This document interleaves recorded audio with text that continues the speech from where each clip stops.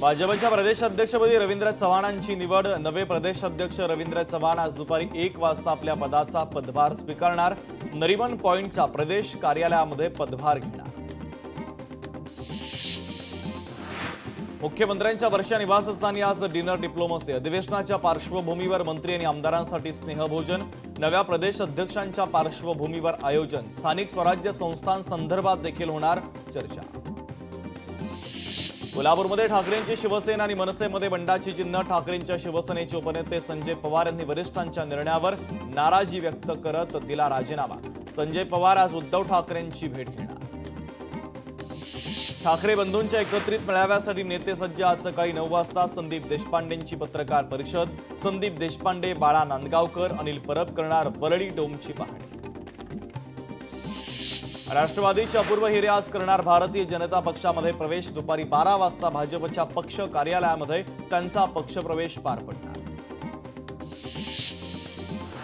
प्रवीण माने आज भाजपमध्ये पक्षप्रवेश करणार. प्रवीण माने यांच्यामुळे इंदापुरात राजकीय समीकरण बदलणार. प्रवीण माने सोनाई समूहाचे संचालक आणि पवार कुटुंबाचे निकटवर्तीय.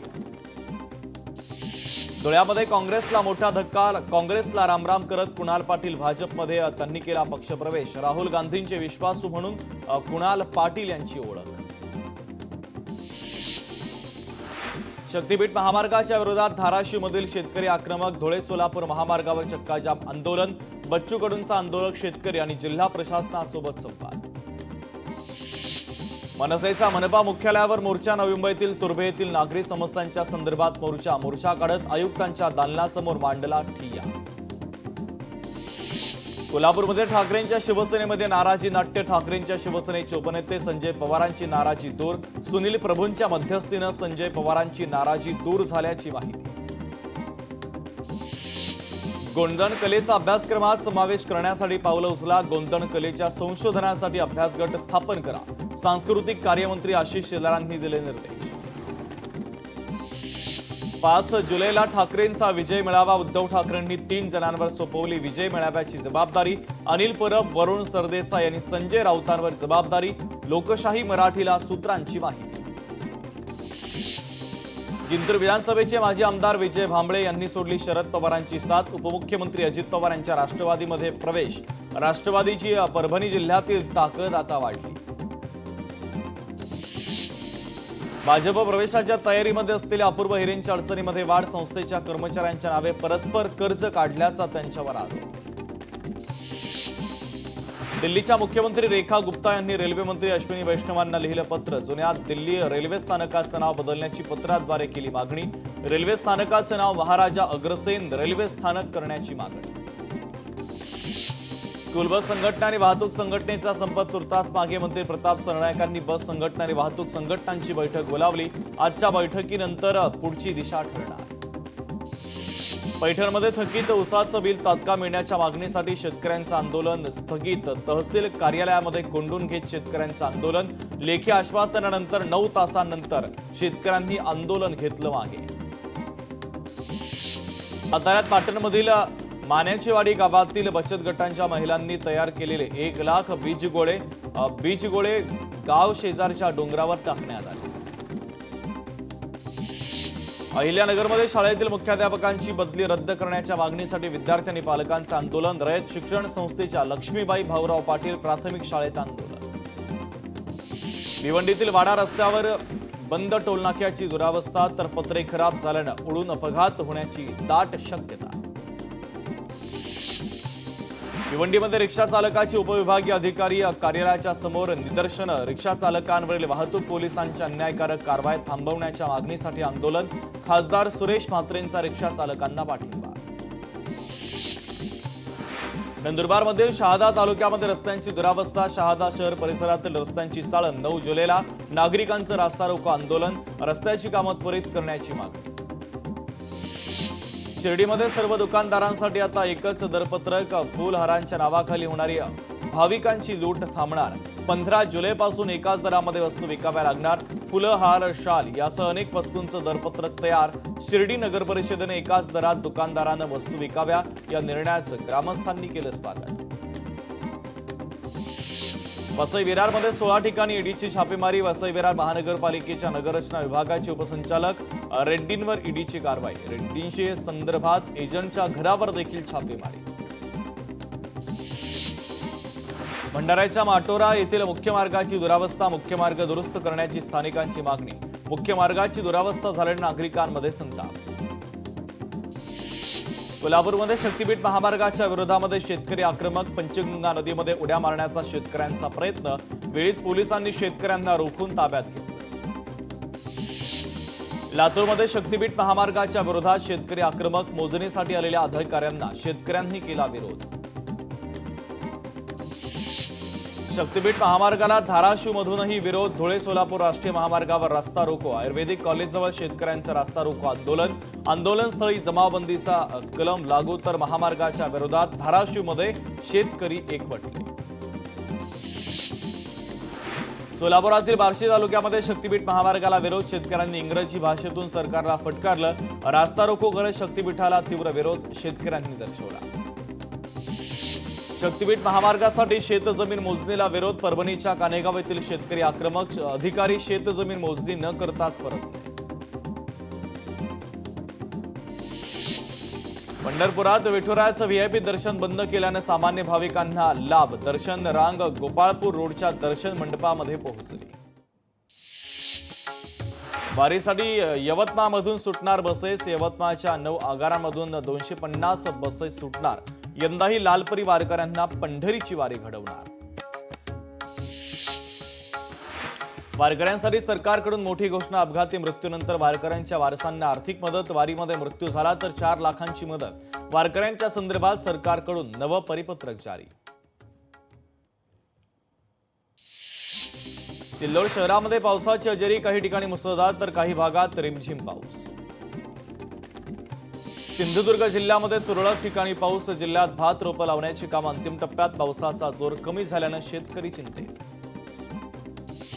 साताऱ्यातील रिव्हर्स वॉटरफॉल पर्यटकांसाठी खुला. गेल्या महिनाभरापासून पाटण तालुक्यात मुसळधार पाऊस. राज्याच्या कानाकोपऱ्यातून पर्यटक वॉटरफॉल पाहण्यासाठी येत आहेत.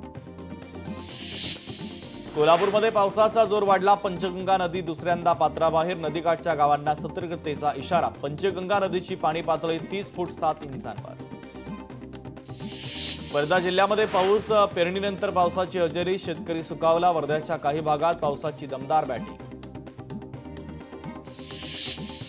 हिमाचल प्रदेशातील मंडी जिल्ह्यात मुसळधार पाऊस. विविध ठिकाणी ढगफुटीमुळे मोठं नुकसान तर 4 जणांचा मृत्यू. 16 जण अजूनही बेपत्ता. 99 जणांना सुरक्षितपणे वाचवण्यात यश. कांगडा हरिमपूरमध्ये शाळा बंद. उत्तराखंडमध्ये मुसळधार पाऊस. पावसामुळे जनजीवन विस्कळीत. यमुनोत्री महामार्ग 56 तासांपासून बंद. महामार्ग बंद झाल्यानं 600 प्रवासी अडकले. सिल्लोडमध्ये हिरव्या मिरचीच्या दरामध्ये घसरण. मिरचीचे भाव 12,000वरून थेट 4,000 रुपये क्विंटलवर. सिल्लोड तालुक्यात रोज 500 टन मिरचीची आवक. पैठणमध्ये शेतकरी आक्रमक. तहसील कार्यालयाच्या समोर शेतकऱ्यांचं ठिय्या. थकीत ऊसाचं बिल देण्याची मागणी.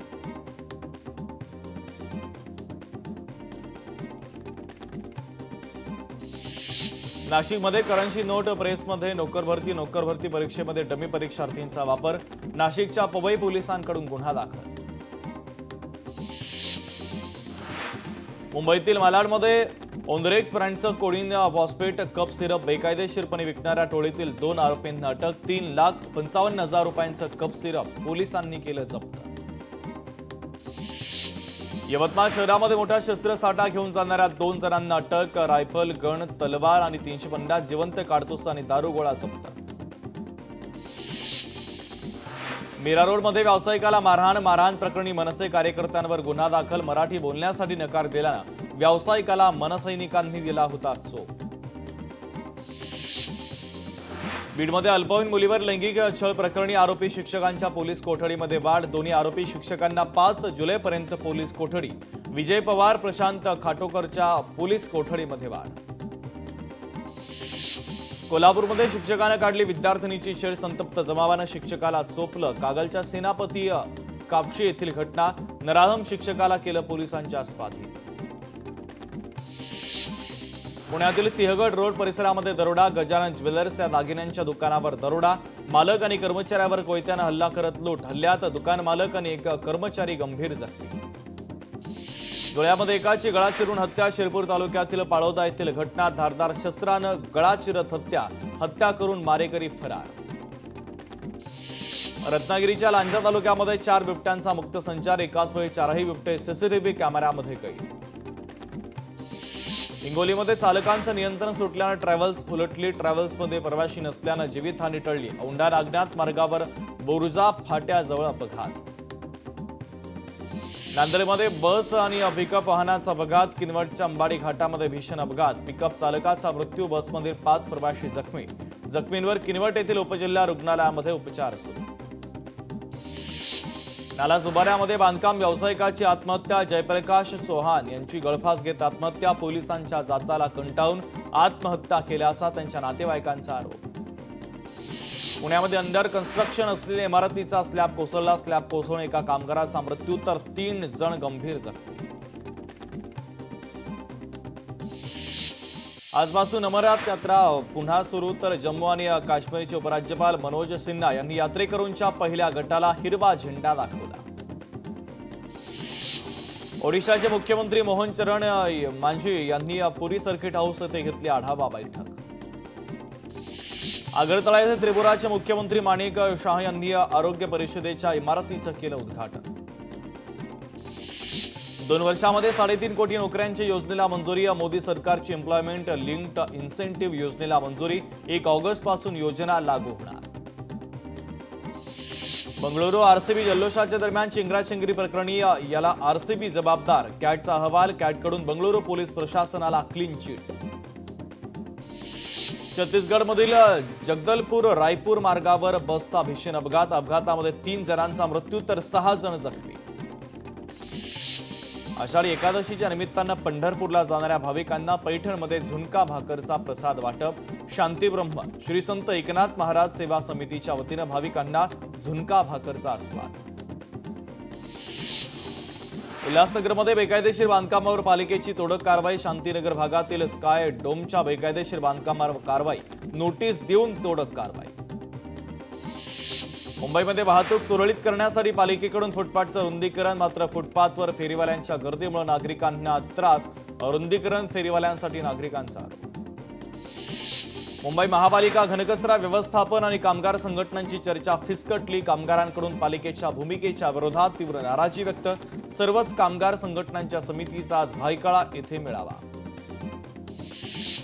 यवतमाळच्या पिंपळखुटी येथील आरटीओ चेकपोस्टवर सीसीटीव्ही कॅमेरे बसवण्याच्या मागणीसाठी वंचित बहुजन आघाडीचं आमरण उपोषण, चेकपोस्टवर अवैध वसुली होत असल्याचा आरोप.